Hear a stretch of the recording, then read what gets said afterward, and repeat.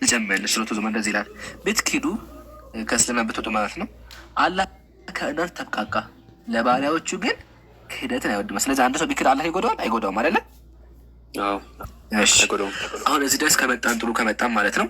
ወደ ሀዲሱ ደግሞ እንምጣ። ወደ ሀዲሱ ስንመጣ ሀዲስ በሀዲስ ተርጎማ አይደለ ናውድ? እሺ አንተ ያመጣው ስንት ነው? ሱነን ነሳኢ 49 ያመጣው አንተ። አንድ ከፍ እንበል ያው ሱነን ነሳኢ 48 አንድ ከፍ በል። እሺ እዛው እንደዚህ ይላል ነቢያችን ምን አሉ? ላ የሒሉ ደም ሙስሊም ኢላ ቢአህዲ ሰላሳ፣ የአንድ የሙስሊም ደም መግደል ወይም ደሙ ማፍሰስ አይፈቀድም በሶስት ምክንያት ቢሆን እንጂ ካሉ በኋላ ዝሙት ከሰራ ሰው ከገደለ ንቀት ወደም አይ ረጁል የኽሩጁ ሚነል ኢስላም፣ አንድ ሰው ከእስልምና የሚወጣ ከሆነ ዩሓሪቡላህ አዘ ወጀል፣ ከእስልምና ወጥቶ ሙስሊሞችን የሚዋጋ ከሆነ ከዛ በኋላ ፈዩቅተል ይገደላል። ምን የሚያደርግ ከሆነ ናውድ የሚዋጋ ከሆነ ስለዚህ አንድ አካል ከእስልምና ወጥቶ ሙስሊሞች የሚዋጋ ከሆነ ምን ይደረጋል? ይገደላል ነው። እሺ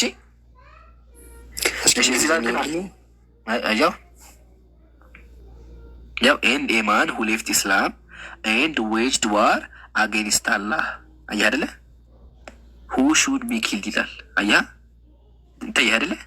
ሁ ሌፍት ኢስላም፣ ኢስላም ሞቶ ጦርነት ያወጀ ከሆነ ነው። አየህ ዳውድ አጌንስት አላህ ማለት ያው ከአላህ ተቃራኒ በቃ ከሆነ መዋጋት ማለት ጦሩ ምናምን አይደለማ። በአስተምሮ መዋጋት እንዲሁም በጦር መዋጋት በሁለቱም። ምሳሌ አላህን የሚሳደብ ከሆነ እስልምና የማንቋሽ ከሆነ እንዲሁም ሙስሊሞች የሚገል ከሆነ ማለት ነው። ልጨምርልህ ተመልከት። ሰሒሁ ሙስሊም 1676 እንደዚህ ይላል፣ ወታሪኩ ሊዲኒሂ አልሙፋሪቁ ልጀማዓ ኤንድ ዘ ዲሰርትድ ኦፍ ሂዝ ዲን ኢስላም ኤንድ አባንደኒንግ ደ ኮሚኒቲ፣ የእስልምናን ኮሚኒቲ ወይም ከእስልምና ፈንግጦ ጀማአን የሚበትን ወይም ደግሞ እስልምና የሚመጣበት ካለ ገባ ሙስሊሞች የሚያውቁ ካለ እሱም ይደረጋል፣ ይገደላል። እሺ ግን ማን የሚገለው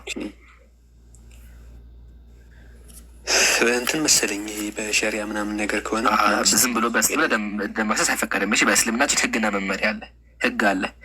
ህጉ የፈጸመው ተመክማ እንደሆነ ይህ መጽሐፍ ተመልከተው በደምብ። አልሂዳያ ይባል መጽሐፉ እንደዚህ ይላል፣ ወአማ መን ዩቂሙ ልሐደ ፈተፈቁ አላ አነ ልኢማመ ዩቂሙሁ። ማን ነው የሚፈጽመው ከተባለ ማን ነው? አነ ልኢማመ ዩቂሙሁ፣ ዳኛው የሀገሪቱ መሪ ይፈርድበታል፣ ይያዛል። ከተያዘ በኋላ ምስክር ይቆምበታል። ከተመሰከረበት በኋላ ምስክር ከመሰከረ በኋላ እውነቱ ከተረጋገጠ በኋላ ይደረጋል፣ ዳኛው ይፈርድበታል። ህግ አለ። ዝም ብዬ ተነስተ ሰይፍ መዞ መግደል አይፈቀድም። እሺ በእስልምና ግልጽ ነው። ስለዚህ የሚዋጋ ምናምን ከሆነ ነው የሚገደለው ነው።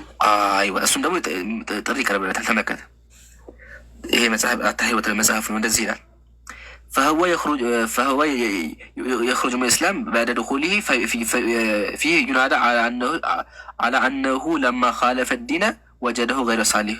ችግርህ ምንድን ነው ብሎ ይጠይቃል። ችግሩ ምንድን ነው ብሎ ከዛ 3 ቀን ይሰጠዋል። ከዛ በኋላ ይፈጸምበት ቅጣቱ ማለት ነው። እሺ ግን አሁን የሆነ ሰው ቀየረን በል ከዛ እስልምና እንደዚህ ነው ምናምን ነገር እያለ የእስልምና ተቃራኒ ሆኖ ትምህርት ቢያስተምር ሀሳቡ እንደዛ ነው። እንደዛ ከሆነ ደግሞ አይፈቀድም። ይሆናል ሲል ምሳሌ ስ አንተ ኢትዮጵያ ውስጥ ኢትዮጵያ የምትመራው በምንድን ነው? በዲሞክራሲ ዲሞክራሲ አደለ? የኢትዮጵያ ኮንስቲቱሽን ህግ ኢትዮጵያ ህግ ናት አደለ? በኢትዮጵያ ህግ አንተ ኢትዮጵያ ውስጥ ወጥቼ የኢትዮጵያ ህግ ትክክል አይደለም ብዬ ሰዎችን ብናገር ምንድን ነው የሚሆነው? ያሳስራል። ትታሰራለህ። በቃ እታሰራለሁ። እንዲሁም በሸሪዓ ሀገር ሁሉም ሙስሊሞች ከሆኑ የሙስሊም ኮሚኒቲ ውስጥ ወጥቶ አንድ ሰው እስልምና ችግር አለበተው ሰዎች ወደ ጥመት የሚጠራ ከሆነ እሱ ሰውዬ ወደ ፍርድ ቤት የሚገባው ቀጥታ የሚፈረድበት ቀጥታ። ለምን? የሙስሊም ሀገር ነው። ኢትዮጵያ ውስጥ ሆኖ የኢትዮጵያን ህግ ጥሶ ከተጠየቀ አስብ ወደ ማምለክ ሲል ምን ያክል ከባድ እንደሚሆን ምሳሌ ልስጥህ። ምሳሌ በአሜሪካ ህግ መሰረት የአሜሪካን ህግ የአሜሪካ ሚስት ሌላ ሀገር ያሰለፈ ምንድን ነው የሚደረገው? አገሩን የካደ አሜሪካን የካደ ጊዜ የሚደረገው በአሜሪካ ህግ። እሱ ጋር ግን ነጻ ፍቃድም ስለሌለ ከካድክ ቀጥታ እንትን ነው። ምን ላይ እንደዚህ ከሀገር ይሄ ሀገር ክደት ምናምን ሞት ነው አይደለ? ወይ ሞት ወይ የሆነ ነገር ነው። ልስጥ ምሳሌ አንድ ዌብሳይት አለች። ዌብሳይት ቼክ አድርገው ቻፕተሩ ምናምን ቼክ አድርገው ሰዓት ለመቆጠብ ወደ ንባቡ ልግባ። እንደዚህ ይላል። ትሪዝን ርዕሱ ስለ ክደት ነው የሚያወራው። ሁኤቨር ኦኒንግ አላያንስ ቱ ዘ ዩናይትድ ስቴትስ ከዛ በኋላ ሌቭልስ ዋር አጌንስት ዘም ኦር አድሬስ ቱ ዜር ኢነሚስ ጊቪንግ ዘም ኤድ ኤንድ ኮንፈርት ዊዝ ዘ ዩናይትድ ስቴትስ ኦር ኤልስ ኢዝ ጊልቲ ኦፍ ትሪዝን ኤንድ ሻል ሰፈር ዴዝ ይላል። አንድ አካል የዩናይትድ ስቴትስ ሀገር እንትን ሆኖ ማለት ነው እሷ ላይ ጦርነት ካወጀ እንዲሁም ጦርነት ያወጀን አካል የሚደግፍ ከሆነ ጊቪንግ ዘም ኤድ ድጋፍ የሚሰጣቸው ከሆነ ኤንድ ኮንፈርት ዊዝ ቀጠለ ተመቀት ያው ኢዝ ኤ ጊልቲ ምንድን ነው ወንጀል ነው። ከዛ በኋላ ያው ኤንድ ቻል ሰፈር ዴዝ አለ በሞት መቀጣት አለበት አለ። ይህ የአሜሪካ ህግ ነው። አያ አስበው አገርም መካድ የሚያስገድል ከሆነ አምላክን መካድ ደግሞ ምን ያክል ከባድ እንደሚሆን እኮ። ግን ይኸው ከነጻ ፍቃድ ጋር እንትን አይልም።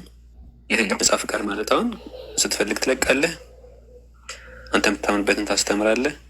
እሺ፣ ግን እዚህ ጋር አንድ ሀሳብ አሳለህ።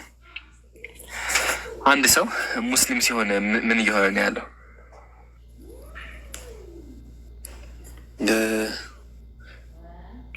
አምኖበት እየገባ አይደለ?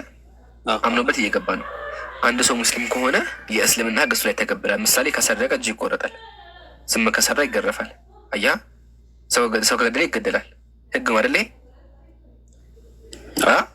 አሁን እዚህ እስልምና ውስጥ ገብቶ ዝሙት ሰርቶ ተያዘና አይ እኔ በቃ አልፈልግም ይሄን ህግ ቢል የሚሰማው አለ? እሱንማ አይሰማውም። ምሳሌ በኢትዮጵያ አንድ አሜሪካዊ ኢትዮጵያ ውስጥ መጥቶ የኢትዮጵያ ዜግነት ያገኘ አንድ አሜሪካዊ ኢትዮጵያዊ ሆነ።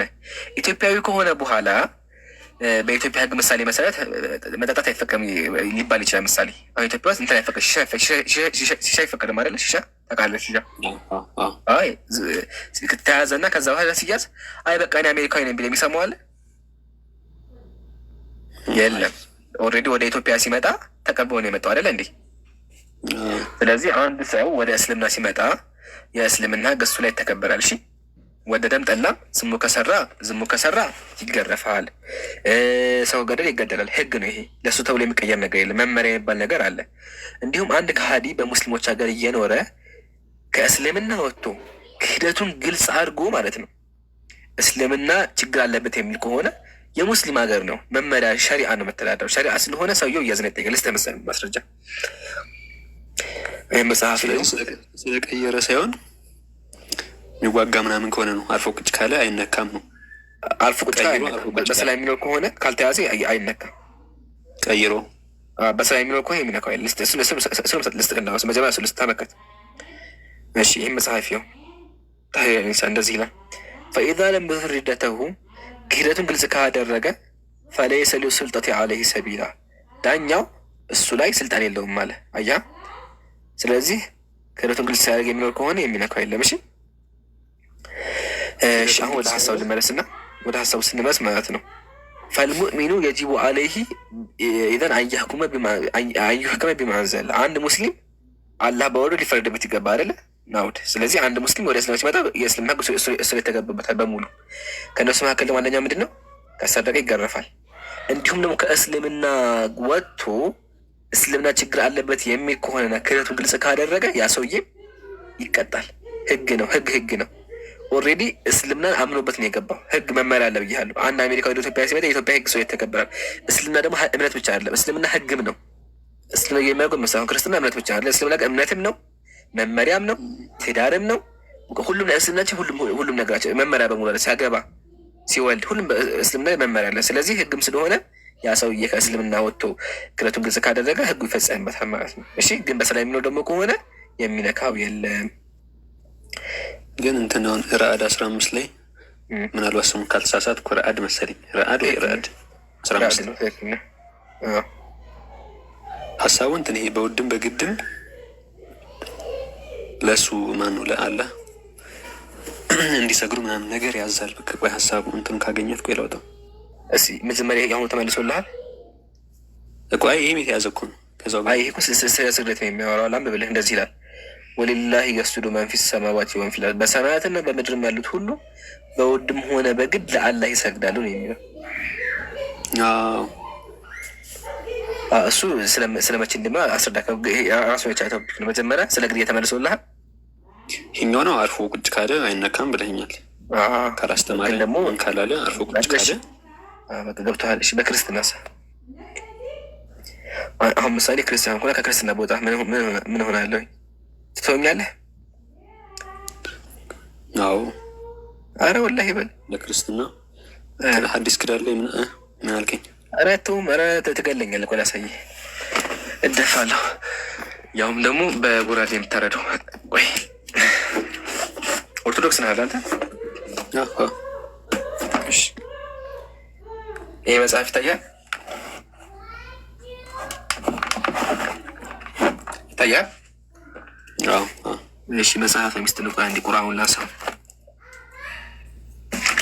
መጽሐፈ ሚስጥር አባ ጊዮርጊስ ዘጋስጫ ኢትዮጵያዊ ሊቅ የጻፉት መጽሐፍ ነው። አባ ጊዮርጊስ ተካታካቸዋል አይደለ? በጣም ታላቅ አባት ናቸው። እሺ ይሄ የሃይማኖት መከላከያ መጽሐፍ ነው። የተናገረው ደግሞ አምላክ እየተናገረው ለአመት ተመከል ጸሐፊው እንደዚህ ይላሉ። ከመጽሐፉ ጀምራ ሰይፍ እዚህ ጋር እንደዚህ ይላል። ቢጫውን ተመከት። ይህ መጽሐፍ መንፈስ ቅዱስ በእኔ አንደበት ተናገረው እንጂ እኔ አልተናገርኩትም። ስለዚህ እየተናገረ ያለው ማን ነው? መንፈስ ቅዱስ ነው አይደለ? በእሱ በእሱ አፍ መንፈስ ቅዱስ እየተናገረ ያለው። ይሄ ደግሞ እስከ በኦርቶዶክስ ግዴታ የምትቀበል መጽሐፍ የሃይማኖት መከራከያ ነው። እሺ እችን አንብብልኝ አንዴ።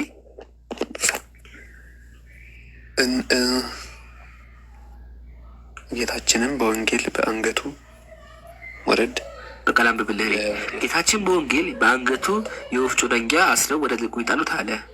እነሆ ሃይማኖትን በካዱ ላይ በብሉይም በሐዲስም የሞት ትእዛዝ ወጣ። አያ በብሉይ ኪዳን በአዲስ ኪዳን ሃይማኖት የካደ ይገደላል። በነቢይም ስለ ሃይማኖት ቅናት ማረሻችሁን ጎራዴ አሰሩ፣ ማጭዳችሁን ጦር አድርጋችሁ አሰሩ። ገራገሩ ጠበኛ ይሁን ደካማ እኔ ብርቱ ነኝ ይበል ይላል። አያ ስለዚህ አንድ ሰው ሃይማኖትን ከካደ በብሉይ ኪዳንም በአዲስ ኪዳንም የሞት ትእዛዝ ወጥቶበት ቀጥሎ ስለ ጓዴ ያወራል። በጓዴ እንደሆነ ማለት ነው። ዳውድ ምን ትላለህ? እነዚህ ላለው ይሄንን ከመጽሐፍ ቅዱስ ውስጥ እስኪያ እሺ፣ ከመጽሐፍ ቅዱስ ደግሞ ልስጥ። እጅ ላይ መጽሐፍ መዝግብ። እሺ ወይ እያስኩ ነው።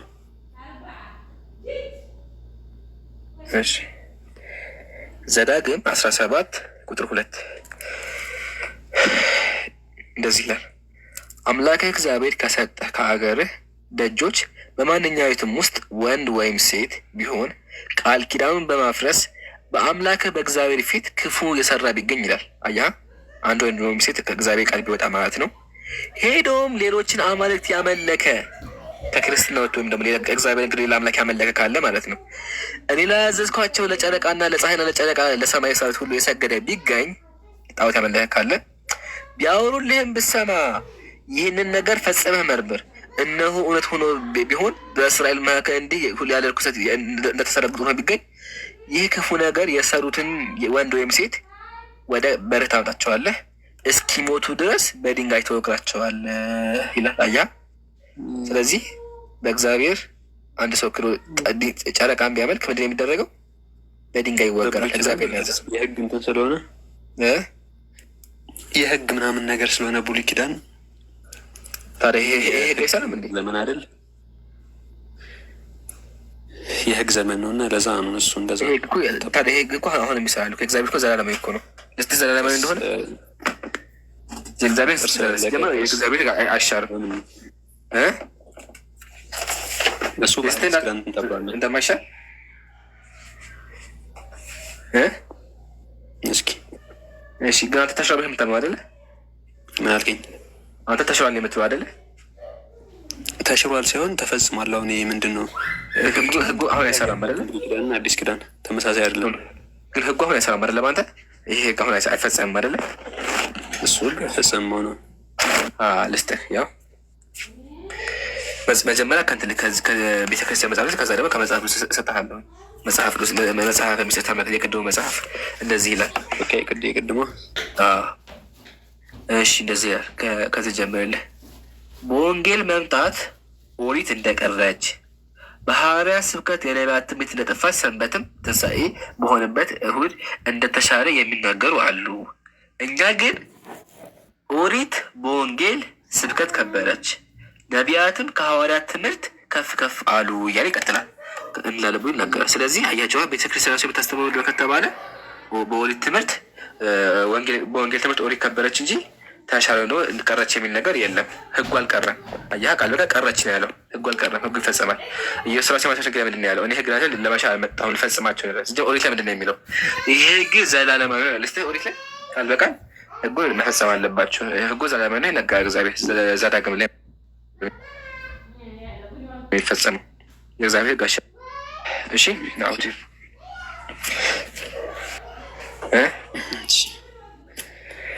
ይገርምሃል። በጣም አመሰግነው። ረሀብም አለ እንቅልፍም አለ እርቦኛል እና ለዛሬ ቃንሽ ነው። እሺ አመሰግናለሁ። በጣም ደስ የሚል ስነ ስርዓት ነው ያለ። እውቀት ፈላጊ ነህ እንዳየህ ከሆነና አላህ ሂዳያ እስካሁን ቆይተህ እንግዲህ እስካሁን ያወራንህ እንደዚህ አዲስ አበባ ቤት ያዘጋቸው ራሱ ለምንድን ነው? እንደው አላህ ካለ አንተ እንደው ቀጥተኛ መንገድ ብታገኘ ዱዓ እናደርግልሃላችሁ ወገናችን። አላህ ቀጥተኛ መንገድ እንዲመራህና ቀጥተኛ መንገድ እንድታገኝና አንድ አምላክ እንድታመልክ ጥሪ እናቀርብልሃለን። መልካም ምሽት ይሆንልህ እና በጣም ደስ የሚል ስነ ስርዓት ነው ያለ። ቀጥልበት። እየመጣ ጠይቅሽ ወገናችን፣ ቤታችን ነው። እየመጣ ጠይቅ። አመሰግናለሁ። መልካም ምሽት። ሁላችሁም ኮሜንት ላይ አመስግኑ። ጥሩ ልጅ ነው። እንደዚህ አይነት ልጅ ያስፈልጋል። ስነ ስርዓት ጎበዝ ጠያቂ ጥሩ ነው። እስካሁን በጣም ብዙ ጥያቄዎች ተነስቷል። ብዙ ነገር ተምረናል እና በጣም ደስ ይላል። ደስ የሚል ምሽት ዛሬ ነበረን። ሁላችሁም እናመሰግናለን። አዲስ አለም አለሽ ሁላችሁም በጣም ደስ የሚል ቆይታ ነበረ። ቆንጆ ጊዜ ነበር ያሳለፍነው። ተከርበቱ አየ በቃ አየሁት። ጀዛኪላሽ አንቺም እናመሰግናለን እስካሁን ስለቆየሽን። በጣም ነው የማመሰግነው። እኔም ብዙ ነገር ተምሬያለሁ። አላህ ይጠብቅ ወንድሜ። አሚን። ወቅትዬ ጀዛኪላ። እንደዚህ እናደርጋለን በቃ ለለውጥ ኢንሻአላህ ኢንሻአላህ። ከዚህ በኋላ በሳኩት ኢንሻአላህ ስለምኖር እገባለሁ ኢንሻአላህ። ዋንስ አ ዊክ አትሊስት ጣልቃ ማስገባት አስፈላጊ ነው። ይምሮ አየሁት። ኢንሻአላህ ጀዛኪላ። አላህ ክብር። ሁላችሁም አንቺን ምን አዲስ አለም እስካሁን ስለቆየሽልን እንዲሁም ደግሞ እስካሁን ያላችሁ ተከታታዮቻችን እስካሁን ስላዳመጣችሁ እናመሰግናለን። እስካሁን ስናወራ ትክክል አውርተን ከሆነ ተውፊቁ ከአላህ ነው። ስናወራ ተሳስተን ደግሞ ከሆነ ከራሳችንና ከሸይጣን ነው። ከንግግራችን አላህና መተው የጸዱ ናቸው። የመጨረሻ ጥናችን ደግሞ ምንድን ነው? ጀማ ለዓለማቱ ጌታ ምስጋና ይገባ።